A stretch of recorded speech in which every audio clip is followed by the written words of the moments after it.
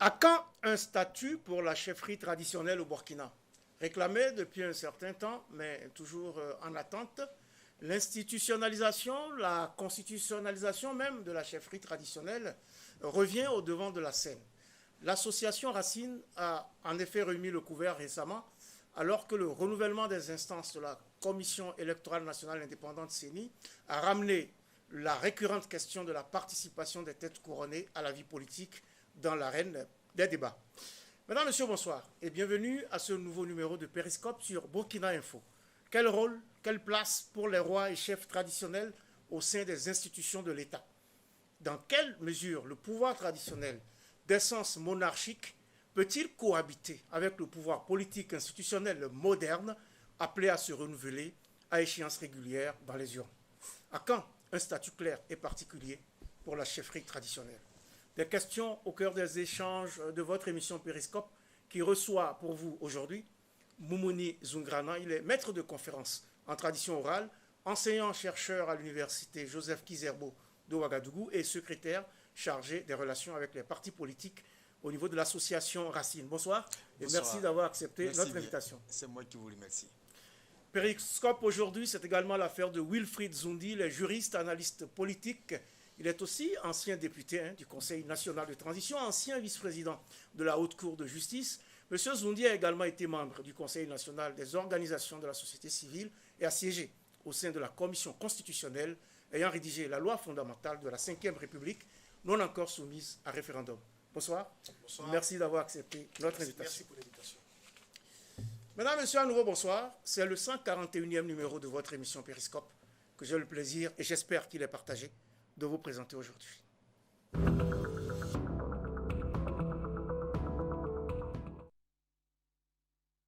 La question relative au statut à accorder à la chefferie traditionnelle et coutumière dans les institutions de la République ne date pas d'aujourd'hui.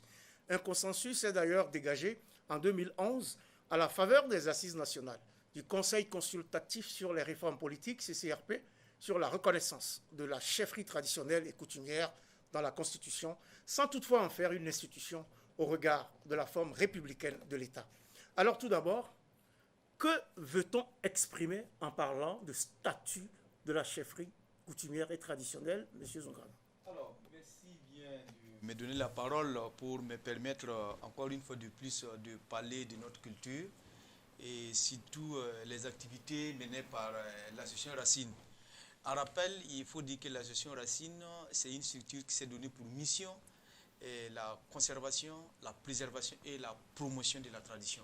Et comme les chefs coutumiers sont les garants de cette culture et de cette tradition, naturellement, il faudrait qu'on arrive à les sécuriser, on arrive à les préserver de toute forme d'aliénation qui pourrait en tout cas entacher leur image et par ricochet entacher en tout cas l'image de notre tradition et la qualité authentique de notre tradition. L'association Racine, c'est un regroupement de chefs traditionnels, d'enseignants aussi, de chefs traditionnels de tous les groupes ethniques du Burkina Faso et de toutes les 4 coins du Burkina Faso, mais aussi des chercheurs du CNRST, mais aussi des anciens chercheurs de toutes les universités publiques du Burkina Faso, mais aussi des doctorants et des étudiants en master. Et naturellement, si aujourd'hui il faut parler de la chefferie coutumière et de trouver un statut pour la chefferie coutumière, c'est pour les mettre à l'abri de ce que la politique pourrait amener comme souillure, comme, vous allez dire, situation de désagrément qui pourrait entacher l'image de la chefferie coutumière. Mais on y est déjà, non? Est-ce que les chefs coutumiers traditionnels, un certain nombre en tout cas, sont déjà dans la sphère politique? Naturellement, à leur corps défendant. Parce que si vous regardez les statistiques, il y a les CGD qui avaient mené des études dans la matière. Et si vous avez remarqué, 75% des chefs coutumiers ne voulaient pas faire de la politique. Et qui les force, qui les oblige à faire de la politique? Naturellement, si aujourd'hui vous regardez la politique de loin, naturellement, vous allez en souffrir. Parce que très rapidement, si un chef n'est pas affilié, n'a pas un leader sous l'ombre de qui il se positionne, naturellement, ce chef, on peut lui fabriquer un second chef. Ou bien, en tout cas, il ne pourra rien avoir pour sa communauté. Et je vous rappelle que le problème du statut de la chefferie coutumière date depuis 1953. Et lorsque l'Union voltaïque a remporté les élections, le Naba Sara avait introduit un projet de loi pour demander à ce que, en tout cas, on travaille à avoir un statut pour les chefs coutumiers. Donc, il faut donc qu'on travaille à avoir un statut pour le chef naturellement, coutumier et en tout cas, la chose s'impose. C'est de cela dont on doit parler. Alors, Monsieur Zoundi, qu'est-ce qu'il faut mettre donc, à quoi on fait référence quand on dit qu'il faut un statut à la chefferie traditionnelle et coutumière? Quand on parle de statut, ça veut dire seulement que c'est un cadre juridique qui organise les attributions, les droits, les devoirs et l'ensemble des membres, les qualités pour être membre d'une structure quelconque qui va organiser le pouvoir traditionnel des chefs et des rois. Ça dépend des dénominations en ce qui concerne chaque localité. Étant entendu que n'est pas chef qui veut et que chef traditionnel ou chef coutumier, ça renvoie à un certain nombre de critères, à certaines normes. Tout à fait. Il faut dire que d'abord que lorsqu'on parle de chefferie coutumière ou traditionnelle, c'est par essence la dévolution monarchique du pouvoir parce que le pouvoir est dévolu en fonction de l'hérédité et du lien de sang. Entre guillemets, on dit que le pouvoir est dans le sang. Contrairement à la République, là où on dit que la chose est publique. Tout le monde peut participer à la gestion des affaires de l'État. Cela dit, il est important de préciser qu'en ce qui concerne le rôle de la chefferie traditionnelle et politique et coutumière, autant pour moi, dans la politique ne date pas d'aujourd'hui, comme vous l'avez rappelé, mais la chefferie traditionnelle et coutumière est par essence politique. C'est important de le préciser. C'est une organisation, l'art de gérer les hommes, avec un organigramme, l'ensemble des ministres qui pullulent autour du chef. Cependant, ce dont on essaie de dénier au chef, ou on essaie de contester au chef, c'est ce qu'on appelle la politique politicienne. L'art de faire de la politique et de se complaire dans les intrigues. Sinon, la chefferie traditionnelle est par essence politique, et vous l'avez rappelé. Ça ne date pas d'aujourd'hui parce que depuis même les indépendances, jusqu'à Moïse Samiro. Ce qu'il a dit depuis 1953. Tout à fait. 53, les indépendances avec Moïse Samiro, dont la cohabitation était un peu difficile avec les chefs traditionnels. On se rappelle bien sûr de l'incident avec le Naba Kougouri, et qui a mené, bien sûr, le président Samiro a prendre en temps 2 décrets. Des décrets, bien sûr, qui ont supprimé les émoluments des chefs traditionnels. Oui. Et les décrets également qui, pire encore, qui disaient que les chefs traditionnels n'allaient pas être nommés par le Mourou Naba, mais élus par suffrage universel. C'était carrément contradiction totale. En contradiction totale avec l'essence même de la doctrine même de la chefferie traditionnelle et coutumière. Encore sous la Révolution, le président Sankara a eu maille à partir, malheureusement, avec la chefferie traditionnelle, qu'on considérait un peu comme des pouvoirs rétrogrades et féodaux. Mais, de par la suite, avec l'ouverture démocratique en 1991, sous la première législature, pour la première fois, nous avons eu 6 chefs traditionnels qui étaient à l'Assemblée nationale. Et en 1997, cela a doublé. 12 chefs traditionnels. Et de plus en plus, nous avons des chefs traditionnels non seulement dans les conseils communaux, dans les conseils régionaux et à l'Assemblée nationale. De nos jours, on est obligé de faire avec les chefs politiques parce que notre loi fondamentale... Avec les chefs traditionnels. Les chefs traditionnels, autant pour moi, parce que notre constitution, si ce n'est pas en 2012, avec la modification constitutionnelle, qui a reconnu la chefferie traditionnelle dans un alinéa du préambule, mais très laconique, qui dit que les chefs coutumiers et traditionnels sont reconnus comme détenteurs de pouvoir traditionnel et coutumier. Ça ne veut absolument rien dire.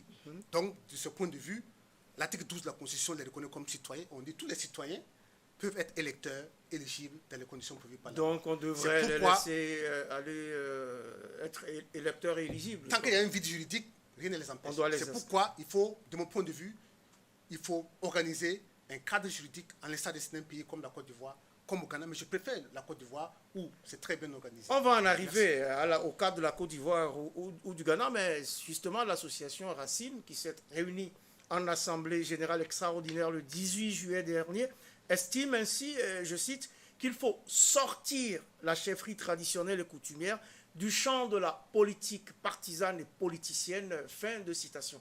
À cet effet, je vous propose de suivre le compte-rendu de cette Assemblée générale dans ce reportage de mon confrère Doumadié Rodrigue de la rédaction de Burkina Info.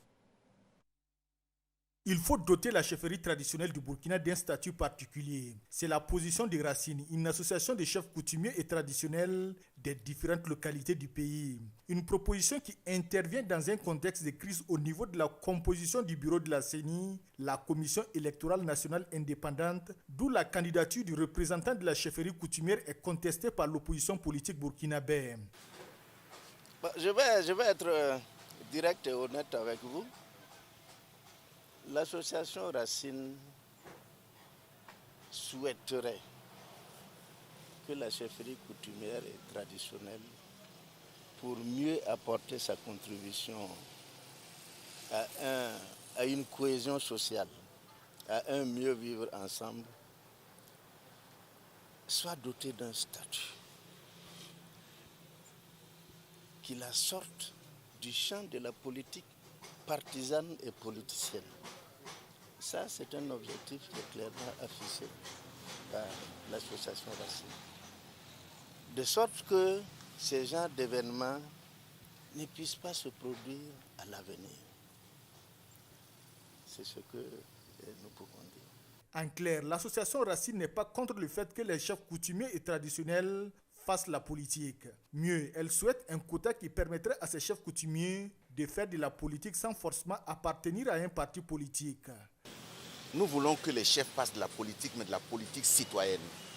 Et donc, de ce point de vue, il ne serait pas surprenant de notre part de voir un chef conseiller municipal ou même député, mais pas en tant que député ou conseiller municipal d'un parti politique. Mais qu'on crée par exemple des quotas permettant à une chefferie, permettant à une royauté d'avoir une représentation au Parlement ou aux municipalités, sans que pour autant l'individu soit obligé de courir derrière la bannière d'un parti politique. En ce moment-là, il sera un unificateur de sa communauté et non pas un diviseur. Cette rencontre statutaire de l'association Racine a permis de procéder à la relecture de ces textes. La création de postes de vice-président, de secrétaires adjoints et secrétaires chargés des relations avec les partis politiques sont les innovations majeures de cette Assemblée générale qui a vu la reconduction de l'actuel président.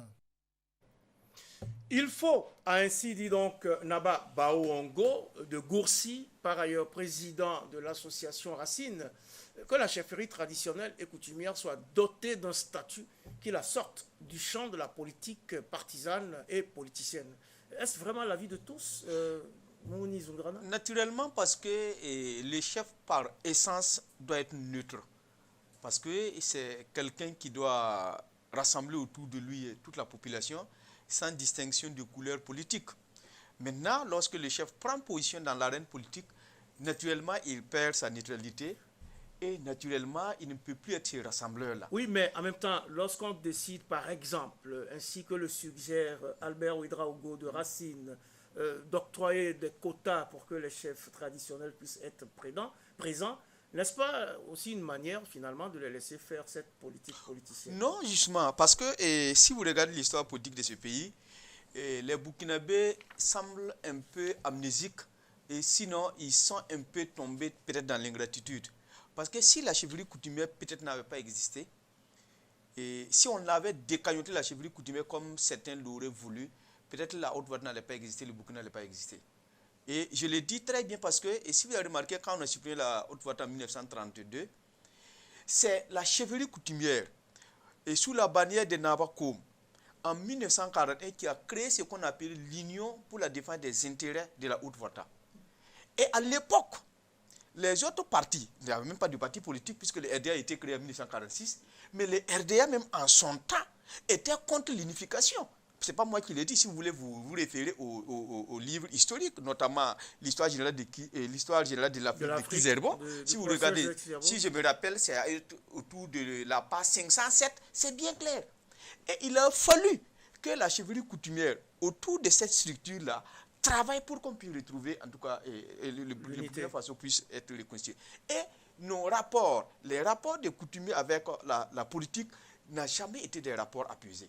C'était une hostilité et par moments même une certaine animosité. Mon frère ami vient de le dire. Et moi, je donne les dates. En 1962, Maurice Ambego, son premier décret, c'est faire quoi?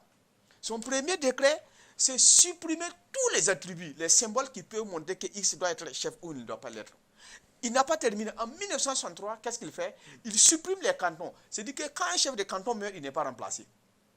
En 1964, qu'est-ce qu'il fait? Il dit que tout chef, toute personne, tout citoyen burkinabé peut être chef. Donc on est électeur et on est éligible. Et en 1965, il supprime les émoluments des chefs. Et il a fallu qu'en 1966, il s'en aille et tout le monde sait comment il est parti, pour que la chefferie puisse retrouver un peu... Un certain équilibre. Et là, ce n'est pas fini. Même tous les pouvoirs qui sont succédés, dans le fond, ils n'ont pas été tendres avec la chefferie. Oui, mais justement, est-ce que cela veut dire que d'une certaine manière... C'est pourquoi j'en viens. Et maintenant, la 4e République avec Blaise Compaoré, les gens ont peut-être dit que oui, ils ont été favorables avec les coutumiers, mais non. Quand on prend la décentralisation intégrale, où vous mettez la place du chef? Imaginez par exemple un conseil municipal où, et quand on parle des chefs, là, il ne faut pas voir seulement les chefs politiques, il faut voir les chefs coutumiers, les chefs religieux, les chefs culturels. Un chef de terre, par exemple, qui se trouve dans un conseil municipal, qui a un rapport de respect et d'adoration de la terre, qui sait qu'il ne va jamais vendre un morceau de la terre pour quoi que ce soit. Si ce monsieur-là trône par exemple au conseil municipal, est-ce qu'il ne peut pas être utile? Il va être utile pour garantir la pérennité. Naturellement. Ouais, c'est alors, pour cette raison qu'il faut compter avec eux. Justement, est-ce que cela veut dire qu'au fil des régimes, on a redouté un peu le pouvoir de ces chefs traditionnels et coutumiers, au point de leur mettre des bâtons dans les roues pour les écarter de la vie politique? Oui, au départ, oui. Mais il a bien précisé, les chefs traditionnels ont joué un rôle très fondamental pour les indépendances, avec le Nabako en 1957 déjà. Et aussi pour la Bien réunification. sûr. Mais après cela, la transition était très difficile. Parce qu'on redoutait un peu le pouvoir traditionnel. Pourquoi? Parce que le pouvoir constitutionnel démocratique de Maurice Amiro craignait la concurrence du pouvoir coutumier et traditionnel. Donc, qu'est-ce qu'il fallait faire? Il fallait le décailloter. Et ce n'est pas les seules mesures qui ont pris. Il y a une mesure qui a été prise, par exemple, un peu ubuesque, pour dire, par exemple, que le drapeau national ne doit plus flotter dans la cour impériale du Moro Naba. Ou, par exemple, lorsque son véhicule circule, il n'a plus le droit de faire flotter le drapeau sur son véhicule. Tout cela, c'était pour diminuer. Il ne doit pas utiliser les attributs de la République. Parce que, tout simplement, il n'y a pas deux capitaines dans un bateau. Il voulait juste montrer que c'est le pouvoir politique et démocratique qui est le seul commandant à bord de la République Faso. Mais cela a continué avec la démocratie. Mais plus tard, avec l'ouverture démocratique, on a commencé à redorer autant pour moi le blason des chefs traditionnels. Mais tenez-vous bien, le décret qui a supprimé les émoluments des chefs traditionnels a toujours été appliqué parce que jusqu'à présent, les chefs traditionnels n'ont pas une dotation qui les permet Donc il y a une frustration quelque part. Mais cependant, le décret a pour dire que non, les chefs traditionnels doivent être élus par suffrage universel. Et cela est tombé en désuétude parce que les chefs ne sont pas élus par suffrage universel et ne seront jamais élus par suffrage universel. Mais cela dit, revenons un peu sur les facteurs qui amènent un peu les chefs à faire de la politique. Oui, rapidement. D'abord, il y a la nécessité de consolider les pouvoirs.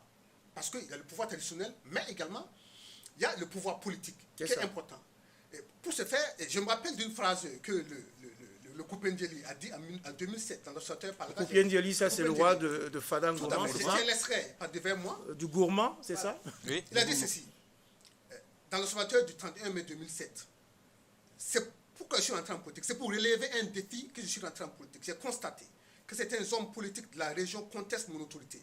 Il y a quelques années, j'ai nommé un chef, celui de Dia Pangou, et cela n'a pas plu à certains hommes politiques. Un mois après, le CDP a mandaté Justin Thieba Tombiano pour venir nommer un autre chef à Dia Pangou. La volonté de me combattre était évidente et j'en ai pris acte. Donc, entrer en politique était comme un moyen que je fais une carapace de protection. Donc, il y avait aussi ces rivalités entre les deux pouvoirs, en quelque sorte, et le pouvoir politique a toujours voulu montrer qu'il doit être prééminent et prédominant. Et prédominant. Et c'est pourquoi je pense que dans la République, il faut reconnaître que les chefs ont une place prépondérante. Et d'ailleurs, quand il y a une crise politique majeure, la cour du Moro Naba abonde du monde, on va là-bas pour trouver des solutions. C'est pour dire que la chefferie traditionnelle et coutumière est importante. Donc, donnons-lui la place qui est la leur au sein de la République. Une place respectable et n'en laissons pas entrer dans la boue de la politique qui n'est pas très honorable souvent. Oui, mais tout de même, il faut dire que le consensus n'avait pas été fait sur la pertinence de l'engagement politique des chefs coutumiers et traditionnels lors des assises nationales du CCRP, Conseil consultatif sur les réformes politiques. En effet, le rapport de ces assises, tenu en 2011, indique notamment que, je cite, « Pour certains acteurs, l'engagement politique des chefs coutumiers et traditionnels pourrait contribuer à la détérioration de leur statut social. D'autres, par contre, estiment que les chefs coutumiers et traditionnels sont des citoyens à part entière et que l'on ne peut par conséquent pas leur dénier le droit d'être éligibles et électeurs. » Fin de citation. Je reste avec vous puisque vous avez également évoqué ou en tout cas étudié cette question-là, abordé ce sujet-là au cours des consultations ayant accouché la constitution de la Ve République, qui n'est toujours pas née, est-ce que vous avez buté sur la même situation en termes de consensus dans le cadre de la rédaction de cette constitution? Tout à fait. La montagne a accouché d'une souris sur ce point.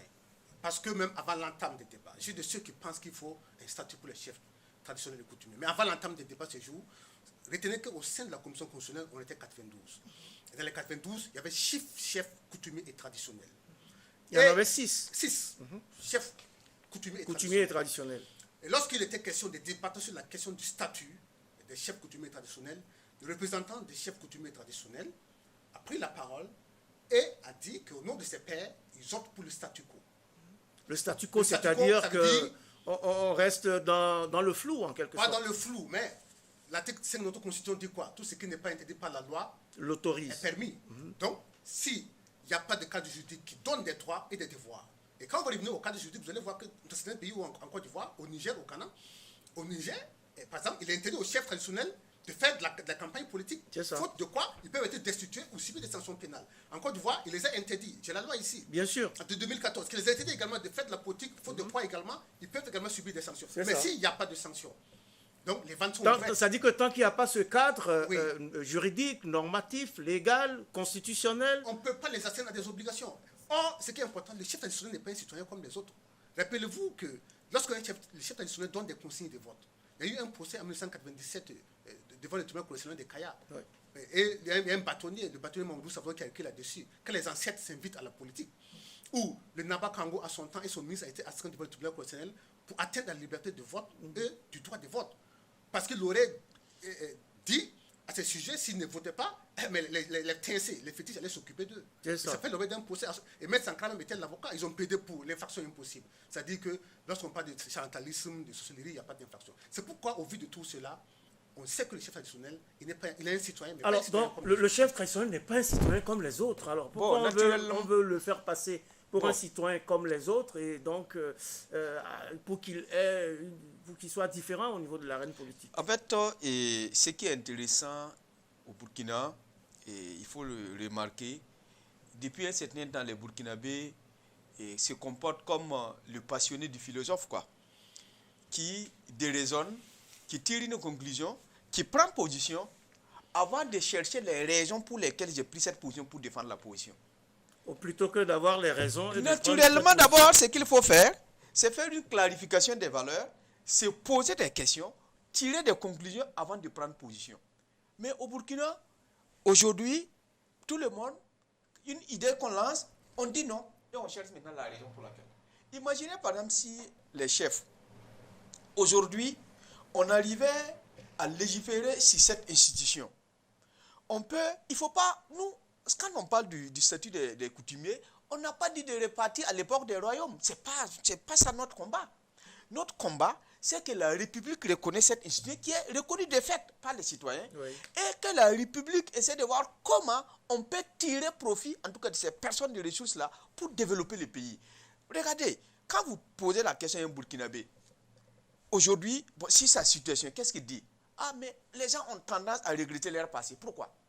Malgré les belles voitures, malgré les yeux, malgré en tout cas les fonds qu'ils ont dans les poches, ils ont tendance à dire ah mais la belle époque. Pourquoi? Parce que les gens se sont développés, mais ils ne se sont pas réconciliés avec leur être. Ils ne se sont pas enracinés sur leur culture. Mais imaginez par exemple que ces chefs-là, on leur donne des attributions. Par exemple dans les villages, il y a beaucoup de choses qu'ils peuvent accomplir sans que la justice moderne ne mette la main dedans. Par exemple, les rapes de femmes, ils peuvent légiférer là-dessus. Par exemple, les problèmes contre l'excision, ils peuvent en parler. Les problèmes contre, par exemple, les conflits terriens, ils peuvent légiférer. On n'a pas dit de les payer pour qu'ils s'asseyent et puis être des monarques. Non, ce n'est pas comme ça. On a dit de reconnaître que c'est une institution. Et une institution, tant qu'on ne légifère pas là-dessus, en tout cas, on va se trouver à un moment où on va naviguer à vue. Regardez par exemple ce qui se passe en ce moment à Fada, lorsqu'il y a une situation de DHF qui s'est présentée.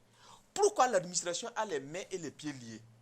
Parce qu'il n'y a pas eu de statut? Naturellement, parce que tout simplement, lui, il a bien dit, dans notre constitution, qu'est-ce qu'on a dit de la chevalerie? Nulle part ailleurs, je pense que c'est à l'article 80, on a effleuré, on n'a pas d'autorité coutumière. Et dans le préambule, comme il a dit, Sur les 173 articles, on n'a même pas parlé de la chefferie coutumière. Oui, vous faites si bien d'évoquer cela parce que tout le monde est d'accord en ce qui les concerne... juristes.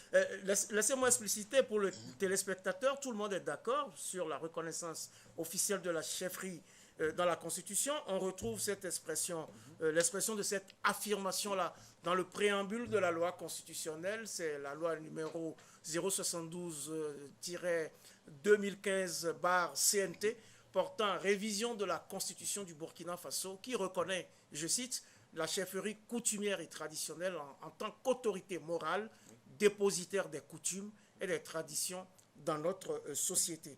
Donc ça, c'est reconnu par le préambule, mais en réalité, voilà, dans le fond, il n'y a pas qui devrait encadrer, accompagner. Si on pousse la réflexion, dans le fond, ça ne veut rien dire. Comme il a dit, moi je ne suis pas juriste, moi je suis littéraire, lui il a dit, c'est un homme de droit, il a dit. Pourquoi en ce moment, on ne peut pas légiférer, par exemple, sur la situation, par exemple, à Fada? Parce que tout simplement, les législateurs, les juristes, c'est ce que le législateur aurait décidé avec la bénédiction de l'exécutif qui, lui, il fait appliquer. Et si rien n'a été décidé, il va appliquer quoi? Ben alors justement, qui va décider? Il faut dire qu'en 2011, les Assises nationales du Conseil consultatif sur les réformes politiques avaient proposé que le statut des chefs coutumiers traditionnels soit élaboré par eux-mêmes et porté par l'autorité de tutelle pour adoption. Est-ce qu'on doit dire que la balle est dans le camp des chefs coutumiers pour élaborer donc le contenu de ce statut? Oui, naturellement, on ne peut pas être plus réaliste que le roi. Vous vous rappelez que récemment, au sein de la commission constitutionnelle, les débats n'ont pas produit des fruits parce que tout simplement parce que les chefs traditionnels... Ils veulent garder le statu quo. Ils ont préféré le statu quo. Donc ils ne veulent pas aller à ce statut, c'est ce que ça veut dire? Oui, mais peut-être que la donne a changé, je n'en sais rien. Non, sinon, je réponds.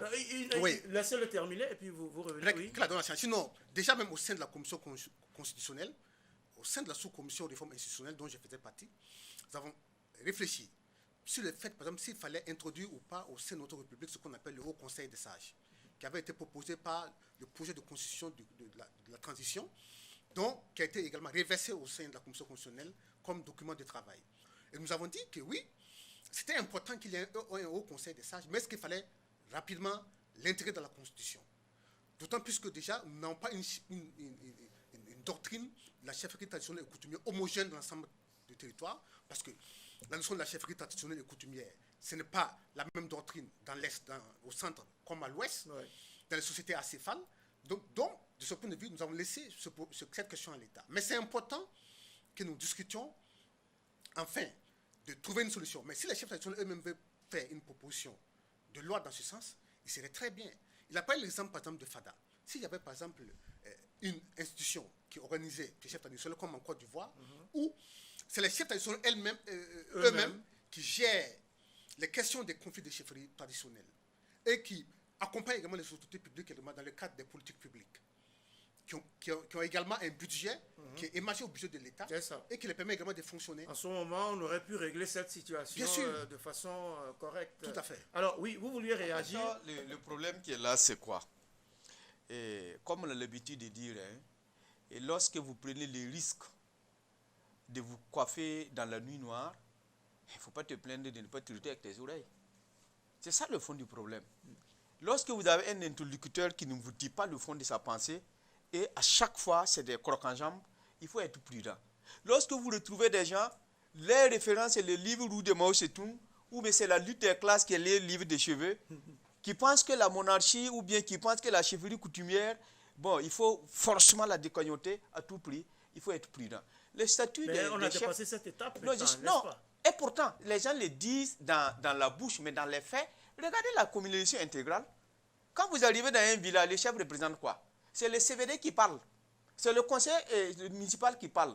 Si c'est que le professeur Albert Roux a proposé, si par exemple, on avait fait de telle sorte que le chef se retrouvait dans ce conseil municipal, il ne milite pas dans un parti pour. Il n'intervient même pas pour donner sa caution et voter pour dire moi j'ai fait ça ou bien je suis pour ou contre. Non, il est là parce que tout simplement c'est le représentant de la population. Donc, il va y venir parce qu'il y aura eu des quotas et donc on va réserver certains sièges. Et si vous remarquez par exemple, dans ces conditions-là, et les chefs coutumiers, ils peuvent être utiles. Mais on les réunit, on propose des textes sans préalable. Lorsque au CCRP, comme il a dit, on veut travailler à avoir un statut, pour nous, ce n'est pas de cette manière. Il faut une réflexion profonde. La réflexion, c'est dire qu'en amont, il faudrait qu'on essaie de réfléchir pour voir quels sont les types de chefs d'abord qu'on a. Et oui, quand nous parlons de chefs... Ce travail-là doit être fait mais par ici, qui? non, ce travail... Non, pas les chefs. Non. Puisque ici, il ne s'agit pas... Le statut n'est pas l'affaire des chefs uniquement. Il y a les juristes qui doivent être impliqués, il y a les entrepreneurs qui doivent être impliqués, les chefs eux-mêmes doivent être impliqués. Et en ce moment, on fait des études claires dans le dossier pour savoir quels sont les types de chefferies qui existent. Et quand nous parlons des chefs, il ne faut pas voir seulement les chefs politiques, c'est-à-dire les chefs culturels. C'est eux-là qui ont été élus pour diriger un territoire et gérer des hommes. Oui. Il y a d'autres qui sont là, qui n'ont pas été élus par des hommes. C'est des hommes, c'est des gens qui sont arrivés parce que soit ils ont fait, c'est par le biais de leur âge, ou bien c'est des chefs spirituels. Oui. Par exemple, quand vous prenez les chefs de terre, vous prenez les chefs de masse par exemple, ou vous prenez par exemple les chefs des forgerons. Ce n'est pas des gens qui gèrent des territoires. Mais tout ça là, c'est des types de chefferies. Donc il faut travailler en amont avec des recherches claires et nettes pour pouvoir trouver comment en tout cas la structure est faite et répartir avec cette première monture d'abord, présenter aux intéressés pour qu'ils puissent réfléchir là-dessus et donner leur mais il faut associer les intéressés à ce travail. Il faut les associer. Donc il va falloir trouver un cadre de réflexion tout à fait. Multidisciplinaire et consensuel pour arriver je vais donner, si vous me permettez de donner un seul exemple. Alors, parce qu'il faut qu'on avance pour parler à des Fada, expériences. par exemple. À Fada, par exemple, il y a le professeur, c'est un historien qui avait tenté de rédiger quelque chose par rapport à la succession qui s'est passée, qui doit se faire à Fada. Mais pourquoi ça n'a pas fonctionné tout de suite? Parce que tout simplement, ce n'est pas un document qui a été fait officiellement.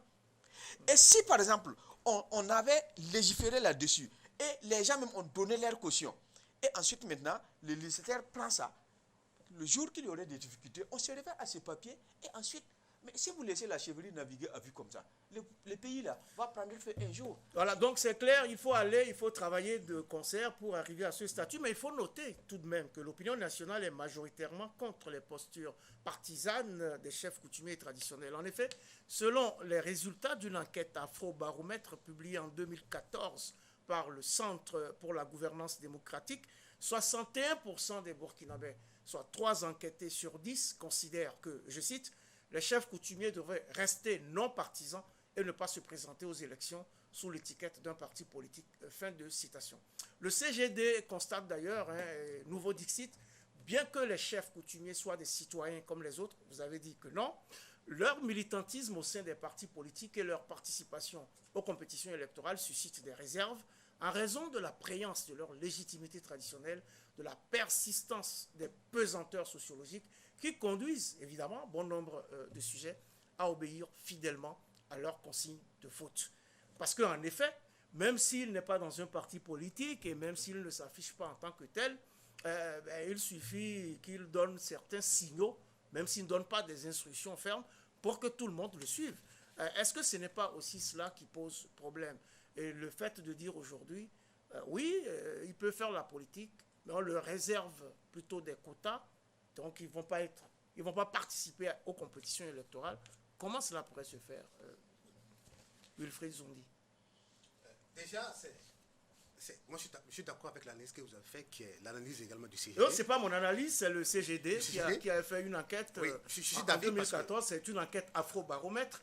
Et il est parti donc des conclusions des assises nationales du CCRP et donc a posé ces questions-là et c'est ce qui en est ressorti. Tout à fait. Je suis d'accord avec vous parce que lorsqu'un chef traditionnel est sur le starting block avec un citoyen lambda pour conquérir le pouvoir d'État, ils ne sont pas sur la même longueur d'onde. Il y a déjà une violation du principe de l'égalité entre les citoyens, entre les candidats. Parce que le chef traditionnel, il peut même pas battre campagne. C'est ça. Et même s'il va le battre, il ne va pas battre campagne avec le même dévouement qu'un candidat lambda qui voudra le concurrencer. Et il n'y a pas match comme on le dit. De ce fait, également, lorsqu'un chef traditionnel également... Il va faire sa campagne par délégation. Même pas délégation. D'autres personnes vont faire la campagne en son nom, par exemple. Il peut même donner des consignes de vote. C'est ça, exactement. Comme on a un dévouement très profond pour le sacré, on va respecter les instructions du chef. Cela dit, même en ce qui concerne le problème, par ricochet qu'on a actuellement avec la désignation des membres à la Commission électorale nationale indépendante, à la CENI, oui. c'est parce que le CEFOP accuse les représentants des autorités coutumières et traditionnelles comme avoir eu des mandats électifs, avoir fait de la politique partisane. D'avoir été impliqué de façon active dans la dernière campagne électorale notamment. Tout à fait, ce que la loi n'était pas. Du point de vue du droit positif, il n'y a pas de problème. Même si on estime que le chef traditionnel doit être impartial, doit être neutre au-delà de la mêlée politique. De ce point de vue, pour moi, si on fait le droit comparé, par exemple, avec ce qui se passe, par exemple, dans certains pays comme la Côte d'Ivoire, qui en 2014 a fait un statut très clair. Oui. Des statuts qui disent, par exemple, qu'à l'article 6, les rois et chefs traditionnels sont soumis aux obligations de neutralité, d'impartialité et de réserve. Ils doivent s'abstenir d'afficher leur appartenance politique. Article 7. La qualité de chef traditionnel et de roi est incompatible avec l'exercice de tout mandat électif. C'est ça. De ce point de vue, nous avons des candidats qui sont partants pour les élections, pour être députés, conseillers municipaux, mais avec le respect du principe d'égalité. Parce qu'en ce moment, il n'y a pas d'influence positive en faveur de qui que ce soit. Oui. Au Niger, par exemple, l'article 63 dit, par exemple, qu'il est interdit au sultan, au chef de province, au chef de canton ou de groupement, au chef de village ou de tribu, au chef de quartier, d'influer sur le choix de l'électeur et de prendre part, sous quelque forme que ce soit, à la campagne électorale. Oui, justement, vous avez parlé du Niger. Oui. Il y a le Ghana aussi, par exemple, où la Constitution oblige les chefs traditionnels désireux de s'engager dans la politique à renoncer au pouvoir traditionnel. La Côte d'Ivoire, parlons-en. Il existe en effet en Côte d'Ivoire une Chambre nationale des rois et chefs traditionnels depuis 2014, dont les prérogatives ont été renforcées par les dispositions de la Constitution du 8 novembre 2016. Ainsi, les rois et chefs traditionnels de Côte d'Ivoire qui sont chargés de la valorisation des us et coutumes et de la promotion des idéaux de paix s'émancipent de l'arrêté colonial de 1934 qui les réduisait jusque-là à de simples gardiens de la tradition et jouissent désormais, donc depuis la dernière constitution de la Troisième République en Côte d'Ivoire, ils jouissent d'un statut officiel, d'un rang protocolaire lors des cérémonies publiques ou encore de la protection de l'État. Est-ce que c'est vers cela qu'il faudrait aller au Burkina? En fait, pour le statut des chefs coutumiers que nous défendons, et nous c'est pas à nous de rédiger, de mettre le contenu. Mais vous pouvez donner nous voulons seulement lancer l'alerte pour que les gens comprennent que c'est une nécessité. Depuis 1992, le Ghana avait déjà codifié son affaire. En 1977, déjà, le Cameroun avait déjà codifié son affaire. Ouais. C'est en 2011, à côté, que le Niger a codifié son affaire. Et en 2014, la Côte d'Ivoire. Alors que quand 2014, on se réfère... puis 2016, voilà, avec la nouvelle constitution. Alors que si on se réfère à l'histoire, nos coutumiers, je ne peux pas dire qu'ils étaient plus utiles à notre nation plus que les autres chefs, mais nos coutumiers ont joué un rôle capital dans l'histoire politique de ces pays-là. Et 2015 à côté, tout le monde a vu ce qui s'est passé. Imaginez par exemple si le Moro Naba avait une carte politique en son temps. Qu'est-ce qui allait se passer? Ouais. C'était le dernier recours, le dernier rempart. Mais juste après, lorsque la politique a repris ses droits, les mêmes rouges vifs ont commencé encore à tirer à boulet rouge sur les chefs traditionnels et en voulant les écraser. Pour nous, ça va aller de soi. Il faut résoudre le problème pendant qu'il est temps. Regardez par exemple dans les différentes communes où il y a eu une compétition féroce et après les élections municipales, il y a eu mort d'hommes. Si vous regardez, en toile de fond, il y a un problème de chefferie à l'intérieur. Vous prenez par exemple la commune de Sapsé, il y a un problème de chefferie. Vous prenez par exemple la commune de Zouara, il y a un problème de chefferie. Vous prenez par exemple à Banford, il y a un problème de chefferie. Donc tout le monde sait désormais... Tous ces problèmes devraient être réglés dans un cadre... Tout le monde sait désormais que c'est lui qui contrôle, en tout cas la mairie, ou qui contrôle en tout cas le pouvoir politique, contrôle le territoire. Par conséquent, les chefs, si vous les laissez comme ça, naturellement, ils vont aller à la politique.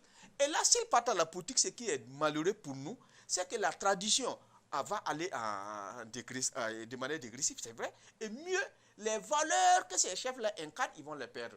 C'est pourquoi nous, on veut qu'ils restent neutres pour que tout ne doit pas être politique. C'est comme l'armée ne doit pas être politique, la chefferie coutumière ne doit pas être politique, l'administration ne doit pas être politique, la science ne doit pas être politique, l'école ne doit pas être politique. Si vous mettez tout dans la politique, tout dépolitiser. Voilà, si vous mettez tout dans la politique, vous allez arriver à un endroit où, en tout cas, c'est le blocage. C'est ça qui est dangereux. Il faut tout dépolitiser. Wilfried Zoundi, il faut un rang protocolaire lors des cérémonies publiques pour les chefs, un statut officiel. Donc, comment vous voyez ça?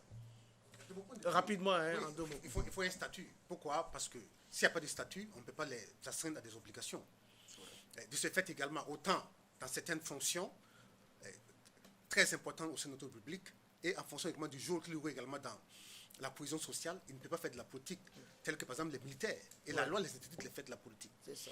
Les magistrats, la loi les interdit de faire de la politique. Donc, si on vote un statut pour les chefs coutumiers, il faut, à l'instar des autres pays également, les interdire de faire de la politique partisane, pour essayer neutre, pour essayer le dernier rempart, comme vous l'avez dit, au cas où la République serait en danger. Pour qu'ils puissent quand même pouvoir trancher dans l'intérêt supérieur de la nation. En tout cas, les exemples sont légion. On a parlé du Ghana, du Niger, on a parlé de la Côte d'Ivoire. On peut aussi, du Cameroun, on peut aussi évoquer le cas du Bénin. Le cas du Bénin où un forum s'est tenu en 2008 sur la question, je ne parle pas de ce qui s'était passé bien avant, sur la question du statut des chefferies traditionnelles. Les recommandations issues de ce forum ont à nouveau été examinées en décembre 2020, donc dernièrement, dans la perspective de l'élaboration des textes et lois régissant les chefferies traditionnelles pour justement évoluer vers un statut au Bénin. De fait, la question du statut de la chefferie coutumière et traditionnelle dépasse même le cadre de nos nations.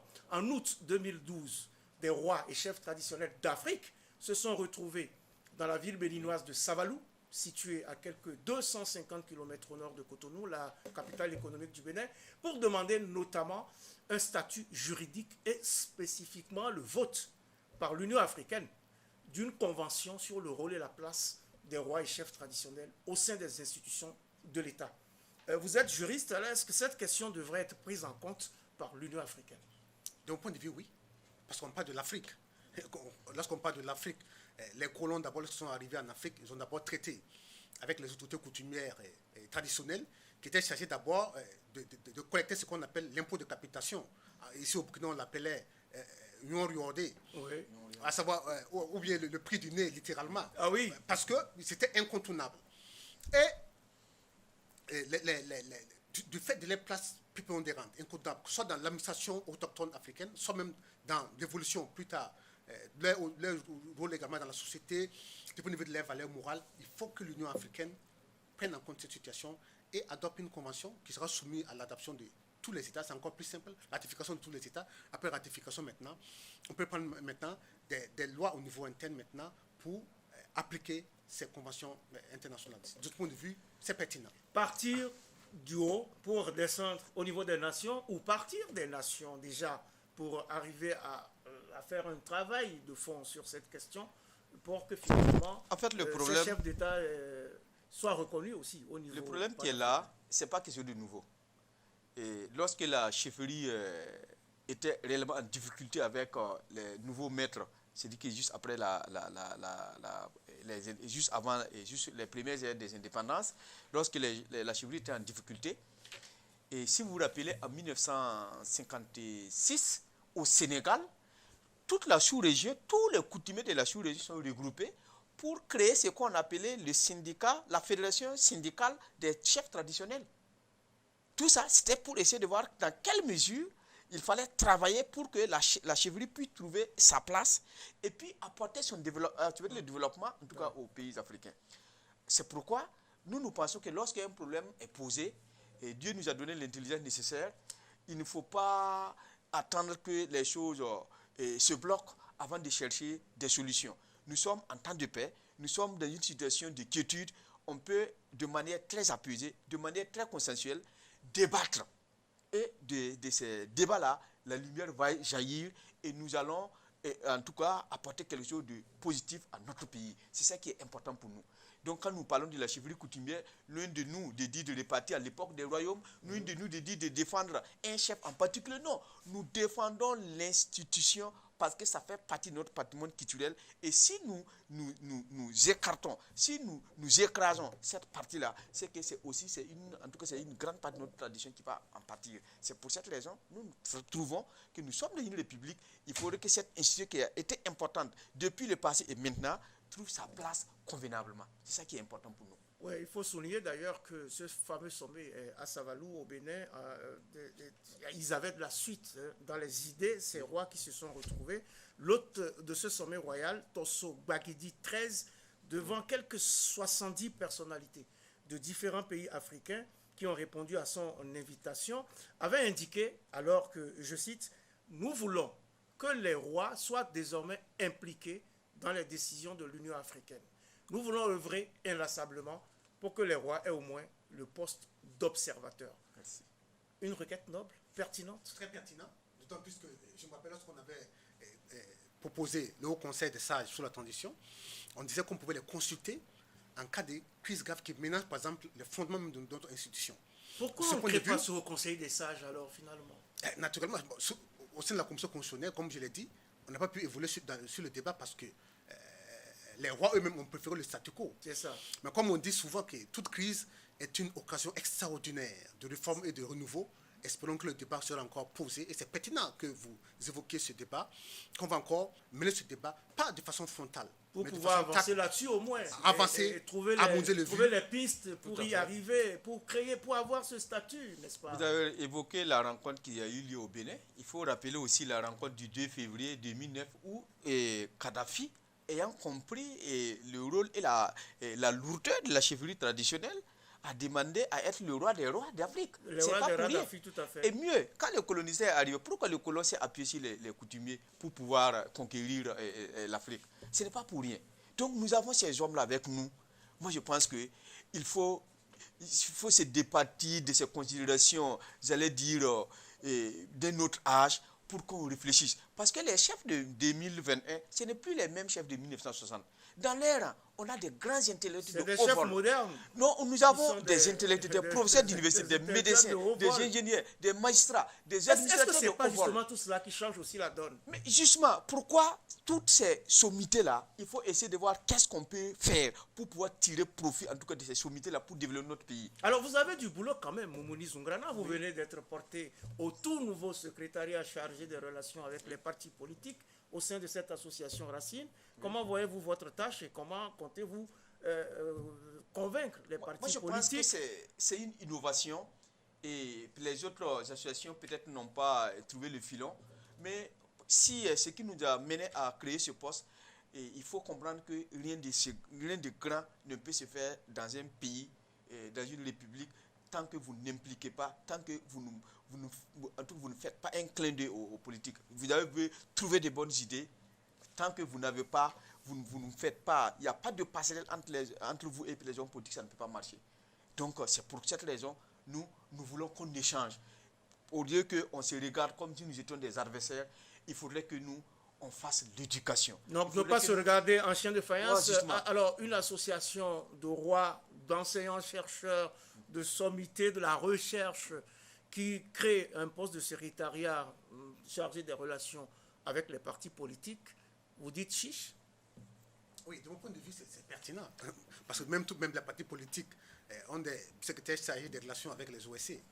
Exactement. Donc, de mon point de vue, une OSC qui a des relations avec les partis politiques, il faut créer un cadre, bien sûr, d'échange pour pouvoir harmoniser les vues. Mais c'est important de préciser que je salue le fait que même ici au Burkina Faso, on avait déjà l'Observatoire national des faits religieux. Tout à fait, l'ONAFAR. L'ONAFAR qui, en 2020, au chef de ma part, a ouvert la brèche pour permettre aux chefs coutumiers de siéger. Parce qu'il n'y était pas. Donc ça a été une erreur qu'on a corrigée à ce moment-là. On a corrigé. Donc, on reconnaît un peu, on essaie de redorer le ballon des chefs coutumiers. Je dirais même que, vous savez que le colon même a mieux fait même que nos politiques actuellement. J'ai lu dans Un remalheur de l'Afrique d'Edouard Ouedraogo, le doyen de l'Observatoire parlera, qu'en 1947, le Moro Naba avait 500 000 francs CFA par an. Oui. Voilà, en contrepartie de l'impôt de capitation qu'il percevait. Et les autres chefs avaient tous 100 000 francs par an. Mais en 1947, 500 000 francs CFA. C'est une grosse fortune. Mais c'est une fortune. De ce point de vue, il ne faut pas laisser autant pour moi les chefs traditionnels comme ça. Il faut tenir compte d'eux et donner la place qu'elle a leur, une place honorable au sein de la République. Il faut leur donner une place honorable. Donc cette place, vous êtes comblé. Non, cette place va se mériter parce que nous partons du principe que lorsque deux forces s'affrontent, effectivement, une force peut prendre le dessus. Mais ce qu'on conquiert par la force, on ne peut pas préserver ça. On va perdre ça. C'est pour cette raison, moi, je pense qu'il faudrait qu'on parle, il faudrait qu'on réfléchisse, il faudrait qu'on trouve quelque chose de tangible pour que nos enfants... Parce que ça fait depuis 1953 qu'on en parle. Oui. Et si le problème est récurrent, c'est que c'est un fait. Et moi, je pense que de manière lucide, et débarrasser de toute considération colonialiste ou bien tous ceux-là qui ont eu des idées communistes, des rouges vifs qui ont pensé qu'il faut écraser tout ce qui existe en Afrique, non, il faudrait que désormais, on pose la balle à terre, qu'on refuse avec beaucoup de profondeur, beaucoup de sérénité, mais pour tracer des voies nouvelles pour notre pays, pour qu'on puisse se développer. Parce que nous partons du principe que le développement doit rester endogène. Et on ne peut pas se développer en dehors de sa culture. Ça, c'est très important. Et si ce sont ces personnes-là qui sont les garants de la tradition et de notre culture, il faudrait qu'on fasse leur promotion. Imaginez dans un chef traditionnel au village, par exemple, si en tout cas on avait fait quelque chose pour eux, il y a beaucoup de dossiers qui n'allaient pas venir au niveau de la justice. Et notre justice moderne est comment? Oui, on dit le droit, mais on ne se pardonne pas. Ah oui, c'est vrai ça. On dit le droit, mais on ne se pardonne pas. Mais c'est ça le problème un peu de la justice contentieuse. La justice contentieuse, on tranche pour une partie a raison, oui. Mais naturellement, une partie est condamnée au tort. C'est très important ce qu'il a dit. Au Ghana, par exemple, vous savez que tout ce qui concerne les conflits fonciers et civils relève la compétence des chefs traditionnels. C'est quand maintenant il y a échec au niveau de cette médiation et arbitrage qu'on se réfère maintenant à la justice étatique. C'est important. À la justice contentieuse. Où forcément quelqu'un doit tomber. Quelqu'un doit tomber. Il faut un gagnant, il faut un perdant. Or, malheureusement, c'est une justice toujours au goût amer. C'est regrettable, mais c'est ainsi. Et puis, si on trouve un statut honorable au chef traditionnel, c'est important de savoir que souvent, les conflits de chefferie même sont dus souvent aux politiciens. À chaque parti politique ou à chef politique, c'est tête couronnée. Oui, c'est ça. Et naturellement, c'est à qui montrera le plus de têtes couronnées. Regardez bien les assemblées générales. Autant pour moi, des partis politiques ou des réunions, vous voyez toujours des têtes couronnées qui sont assis. Tout simplement parce qu'ils sont courtisés par les hommes politiques. Mais s'ils ont un statut neutre, maintenant, sur le terrain, c'est l'homme politique qui va faire l'offre politique le plus alléchant, le plus agréable, qui va ravir la vedette. Ça va aller... Cet aspect, je voulais quand même souligner quelque chose, puisque dans le fond, les chefs ne veulent pas faire de la politique. Ils sont contraints. Et comme les politiques savent que les chefs, là où les chefs se trouvent, les masses se trouvent là-bas, souvent, les têtes couronnées que vous voyez là, souvent, ce n'est même pas des chefs. Des gens ont fabriqué des bonnets pour donner... mais ce que vous dites là est grave quand même. Mais attends, c'est bien clair. On l'a vu ici en 2015, où il y a même eu un procès là. Des gens ont acheté des bonnets. Ils ont acheté des bonnets pour donner à des citoyens lambda. Des faux chefs. Voilà, pour qu'ils se présentent, parce qu'on sait que là où il y a cette tête couronnée, il y a la masse. Donc, mais tout ça, c'est parce qu'on n'a pas légiféré là-dessus pour que ces gens soient spoliés, humiliés, traînés dans la boue. C'est parce qu'il faut que ça s'arrête maintenant. Parce que, bon, c'est quand même notre passé, c'est notre histoire et on doit l'assumer en toute responsabilité. C'est notre passé, c'est notre histoire, on doit l'assumer en toute responsabilité, vivement que les concertations se mènent et que toutes les forces s'enrichissent mutuellement pour arriver à un statut digne du Burkina, digne des chefs traditionnels, des chefs coutumiers, digne aussi des acteurs politiques, digne des acteurs de la société civile, digne des juridictions, digne de notre société, pour faire évoluer cette situation. Mesdames, Messieurs, le temps qui m'a été imparti pour cette émission est arrivé à son terme. Elle s'achève donc. C'est Périscope 141 qui recevait pour vous Moumouni Zungrana. Il est maître de conférences en tradition orale, mais secrétaire chargé des relations avec les partis politiques de l'association Racine. Tout nouveau poste qui vient d'être créé, et donc on va le suivre à l'œuvre, on va le voir à l'œuvre pour voir comment cette passerelle s'établit entre l'association et les partis politiques. En tout cas, merci pour vos éclairages. Merci. Et on reviendra vers vous pour poursuivre la discussion et la réflexion. Également sur le plateau de Périscope aujourd'hui, Wilfried Zumdi, juriste, analyste politique, ancien député, ancien membre, pas ancien, mais membre de la Commission constitutionnelle de la 5e République. On la sort quand finalement, cette constitution? Naturellement, il y a toujours des retouches à faire. Il y a des retouches à faire et on attend. Contexte, et on attend, il y a du contexte, il y a des difficultés. En tout cas, merci Wilfried Zoundi pour vos éclairages. La réalisation de ce numéro de Périscope porte la griffe de Abibata Clarisse Sawadogo Benao, que je remercie, ainsi que toute l'équipe technique qui l'a assisté. Merci également à vous toutes et à vous tous qui m'honorez de votre fidélité à ce rendez-vous hebdomadaire.